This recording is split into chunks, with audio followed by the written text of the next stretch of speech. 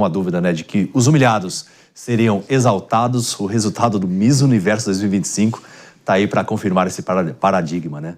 A mexicana Fátima Bock, ela que acaba de ser eleita a mulher mais linda do mundo, semanas antes da repercussão que ela tomou ali uma bronca de um dos organizadores do concurso e chegou a ser chamada, ela que agora é a Miss Universo, de estúpida. O episódio gerou solidariedade de outras participantes e reação da organização do Miss Universo, que condenou a postura do diretor após a polêmica, né, dos organizadores e pediu desculpas publicamente. A vitória da Bock foi comemorada como um marco de superação e representatividade do ativismo feminino. Realmente foi assim, trágico a fala dela, realmente ela sendo humilhada ali no palco e depois agora sendo a mulher eleita a mais bonita de todo o universo, mano. E de um machismo inacreditável a fala do diretor, né? Completamente deselegante, grosseiro, ter chamado ela de estúpida e agora a verdadeira volta por cima, né? Sacudiu a poeira, deu a volta por cima e venceu o concurso a Miss México, e eu acho que isso mostra muitas vezes como a história traz superações, né? Parece coisa de filme, né? Você dizer que a pessoa vai estar no concurso, vai ser humilhada pelo diretor, mas no fim tem a vitória triunfal e um final feliz para a mexicana. E aqui no Morning Show a gente já está com a presença da Carla Secarello, psicóloga e sexóloga, abrilhantando aqui nossa bancada. Muito bom dia. Bom dia a todos aí. Psicologicamente, né? Como lidar também com isso, né? A mulher ali sendo chamada de estúpida, depois essa redenção toda. Sem dúvida, né? Eu acho que, assim, não há necessidade de chegar a esse nível, né? As pessoas podem errar, cometer erros ali e tal, enfim. Mas eu acho que não precisa chegar ao ponto desse xingamento, né? De colocar a pessoa numa condição de humilhação desnecessária, né? Eu queria, na verdade, entender o que ela, na verdade, desencadeou nessa pessoa que chamou ela de estúpida, né? Em algum gatilho deve ter acontecido aí, porque não é geralmente, possível, né? Geralmente concurso de Miss também, foi o que de fato aconteceu, né? Tem algumas perguntas que elas respondem e tudo.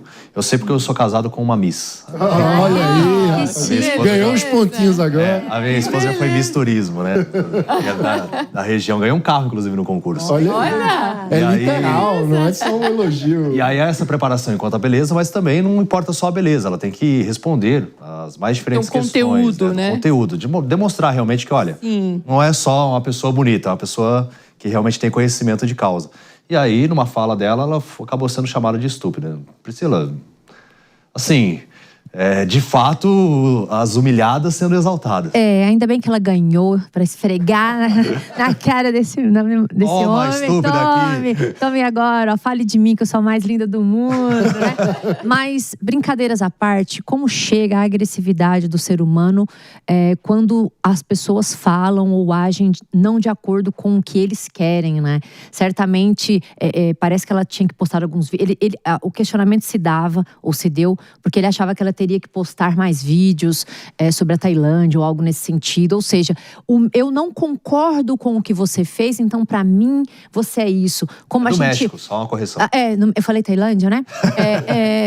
Do México, aquela é do México. Acho que ele queria que ela postasse mais, falasse mais. Então, como essa contrariedade ao meu eu, ao que eu acho como certo e errado. E aí eu fico pensando, o que é certo? O que é errado? Não é filosofia, é um morning show, né? Mas a gente não tem como dissociar essa questão do como a pessoa acha que o meu é certo e o que o outro é errado, passa a ter essa questão violenta, né, David? E eu acho que foi o que sejou aí. Exatamente. Para quem nos acompanha pelo rádio, infelizmente não tem imagens aí da Miss Universo mexicana eleita, né? Mas a gente está repercutindo porque ela foi humilhada durante o concurso e agora sendo exaltada como a mulher mais linda de todo o mundo. Eu queria fazer uma pergunta para Carla, porque muitas vezes tem o estereótipo de que se a mulher for bonita, ela não é inteligente. É verdade. Como que se dá essa formação de estereótipos? Por que esse preconceito ocorre com tanta frequência? Isso é uma questão, assim, histórica, né? Porque se a gente considerar um pouquinho o papel da mulher dentro da sociedade, né?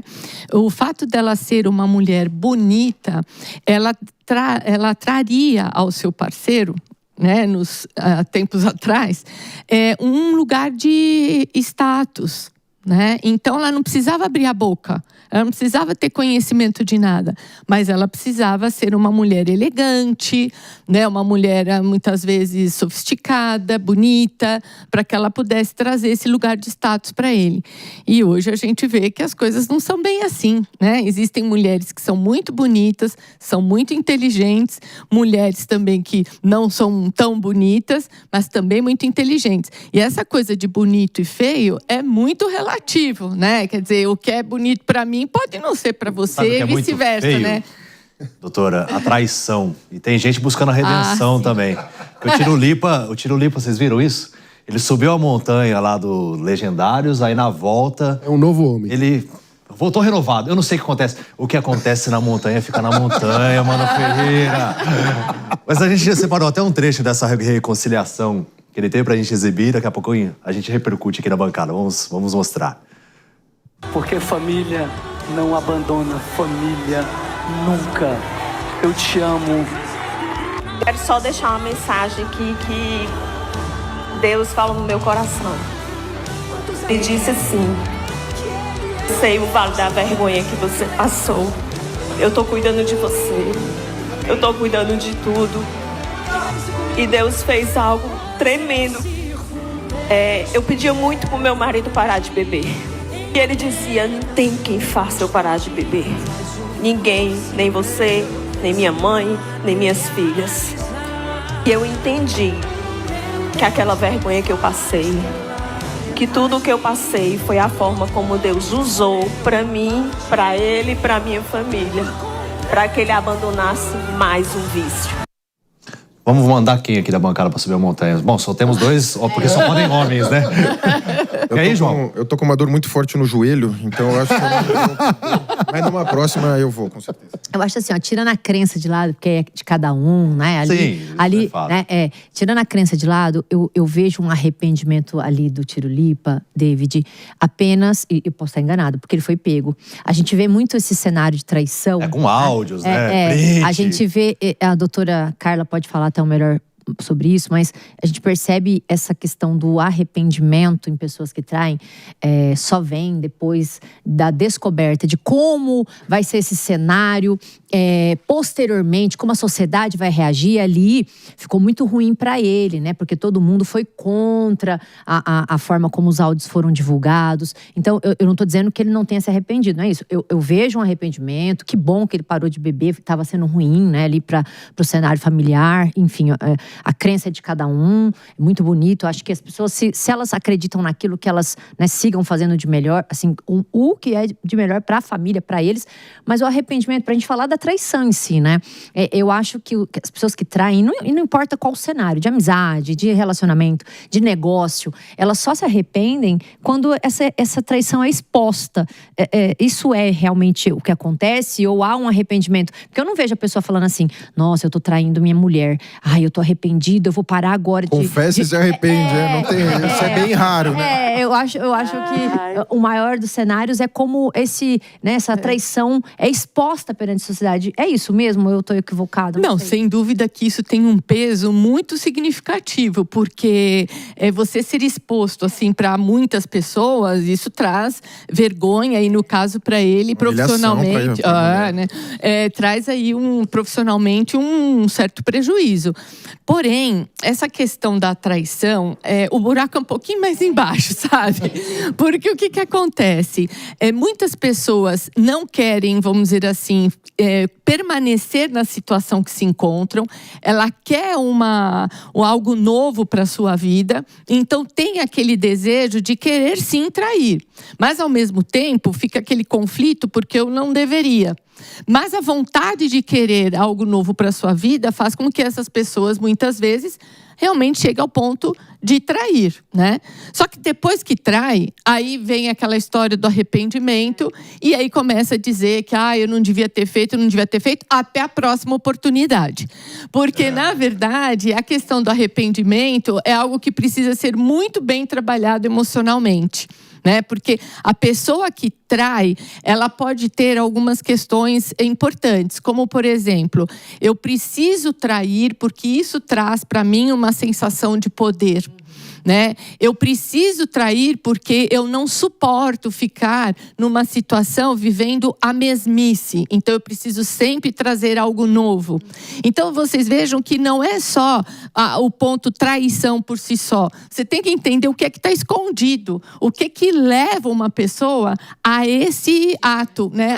E a traição, né, não é só naquele aspecto, né? A pessoa que é capaz de trair, a pessoa que dorme junto todo dia, é capaz de fazer isso em todos os segmentos da sua vida, né? Não é só lá. Não é só lá. Por isso que investigar os motivos que levam uma pessoa à traição é que vai poder, vamos dizer assim, chegar ao ponto do arrependimento. Se ela realmente está disposta a melhorar, a mudar esse aspecto que leva à traição ou não. Aí a gente pode pensar num verdadeiro arrependimento. E no caso da mulher, eu nada contra, cada um tem sua fé, eu tenho a minha também, enfim. Mas ela só podia mesmo se apegar a Deus. Porque numa condição de tamanha exposição, ela tinha mesmo que chegar com esse discurso para a coisa ficar mais amena também pro lado dela, né? E o tanto que é difícil para quem sofre a traição, a questão do perdão, né? De perdoar e seguir em frente, apagando aquele cenário que machuca. Não teve o contexto que a gente pode observar, porque ambos discursaram depois de subir a montanha, né? Um efeito de marketing também. O calor do momento ali, né? De ficar chato também dela não perdoá-lo. Também não tem esse... Então, é isso aí, é isso que eu estava tentando passar, porque eu acho que ela naquele momento... Estefânia Lemos, né, o nome dela? Mas acho que ela já foi lá com essa ideia. Acho que se não fosse perdoar, não sei se ela iria lá fazer um discurso. Eles são casados desde 2006. Então, assim, não se sabe, pelo menos, se teve outra traição ou não. A descoberta foi essa. Sim, foi essa. E realmente, é o que ela estava falando. A pessoa que é traída, ela fica com uma marca. Não tem jeito, né? É um vaso que trincou. Você vai olhar para ele, tá sempre com aquela rachadura lá. Entendeu? Então, o pé atrás que você fica em relação à pessoa, os medos que passam a circular esta relação, não é uma coisa simples assim, simplesmente perdoei e tudo mais. Porque na hora que acontece uma situação em si, né, é aí que a pessoa vai ver se realmente ela perdoou ou não. Né? Alguma situação que a coloque numa condição de dúvida, né? Dela se sentir desrespeitada, enfim. Pro traidor, tem aquele que realmente sente vergonha na cara do que fez e se arrepende, e tem aquele que finge, mas não tem tanta vergonha. É verdade. Como é que funciona a vergonha? O que é que faz alguém ter vergonha? Então, o que faz alguém ter vergonha é um pouco os valores, né? Aquilo que ele aprendeu, ele ou ela, ao longo da vida, que começa, depois de uma traição, a falar um pouquinho mais alto. Então, aí a pessoa começa a pensar na mãe, no pai, aí em Deus, nos filhos. Exato. É aí que dá vergonha. Só vou pedir um minutinho para vocês. A gente vai encerrando para o pessoal que nos acompanha pela rádio. Bom, para as outras plataformas, seguimos aqui. Doutora, desculpa. Não, imagina que é isso. Então, eu acho que a hora que a pessoa cai em si, que ela percebe o nível de exposição que ela está e que ela conseguiu com isso ferir, né, estes valores que foram adquiridos com a educação, com a família. Se é uma pessoa que tem um relacionamento estável, por exemplo, começa a perceber a coisa errada que fez ali, o quanto isso atingiu a família, aí sim essa vergonha ela pode estar presente. Mas isso tem que ser uma pessoa que realmente ela tem dentro de si um pouquinho desse valor falando mais alto. Porque tem pessoas que não querem nem saber. Ela pensa nela, no desejo dela, na vontade dela e dane-se quem tiver ao redor. Tem vergonha na cara ou não tem. Os outros, o entorno, a família não conseguem criar não tem. Por isso que eu falei que é importante, né, no caso destas pessoas, realmente elas fazerem um trabalho para entender o que levou a essa traição, né? Porque dependendo, né, do quanto ela tem essa compreensão, aí sim o arrependimento pode vir. Que é um misto, né? Da traição e da humilhação. E tem essa diferença da traição pública e a traição que a pessoa descobriu e também não foi a público, né? Tem essa diferença também que a humilhação vem com esse bônus ainda, né, pra pessoa. Sim, ela pode ser, vamos dizer, discriminada. Às vezes as esposas dos amigos não querem que anda junto mais. Ou também não quer que… o marido não quer que anda perto daquela lá que, né, traiu o parceiro. Então tem toda uma discriminação social que não é fácil de lidar. É que também, às vezes, né, os casais inventam algumas coisas. Vocês viram a Mayra Card, que inventou de colocar uma privada de 80 mil reais? Gerou uma confusão. O Thiago Negro não queria isso. Aí dá o banheiro mais cara que eu já vi na vida. É. Tem a imagem dele se pronunciando, tudo, mas assim… Pra quê? Qual o objetivo, Mano Ferreira? Não, e ele diz 50 mil reais num vaso para… Não, 80 mil reais. Aí ela corrige, é 80, não é 50. Ele já estava estupefato. Assim, quem é que gasta? E isso é para o quarto da filha de 7 anos, viu? Que quando for no banheiro vai ter direito à descarga automática, o que essa privada dá, e também lavagem e massagem. Olha isso. Um belo trono. Então, mas sabe que essa exposição, por exemplo, eu acho que mostra o poder que ele tem em termos de dinheiro, sabe? Então, assim, essa exposição dela também pode ser como uma coisa de parceria. Uma premeditação também, que sabia que gerariam esse… Exato, porque isso dá um status. Olha como esse cara faz dinheiro, como esse cara tem dinheiro, né? E pode até comprar, se dar ao luxo de comprar um vaso sanitário nesse valor, né? Então eu acho que tem muitas outras coisas por trás. Quase compra meu carro, viu, Priscila? Vocês Não, então. falarem. Mas a gente vai para um rápido break.